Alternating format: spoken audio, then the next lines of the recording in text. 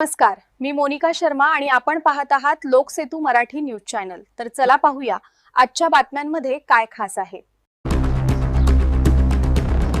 धुळे सुरत महामार्गावर भीषण अपघात, ट्रकची ट्रॅक्टरला जोरदार धडक, चालकाचा जागीच मृत्यू।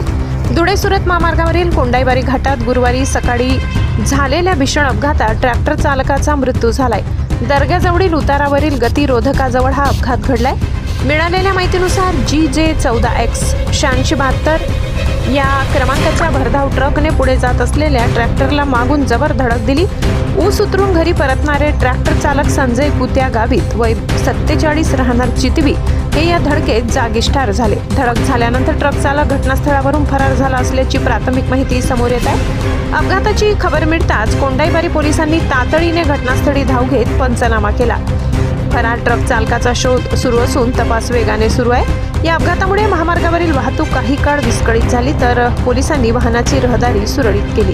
लोकसेतू मराठी न्यूजसाठी प्रवीण चव्हाण, नंदुरबार। साठी एवढंच। ताज्या घडामोडी, स्थानिक बातम्या आणि महत्त्वाच्या अपडेट्स जाणून घेण्यासाठी आमच्या लोकसेतू मराठी न्यूज चॅनलला सबस्क्राइब करा।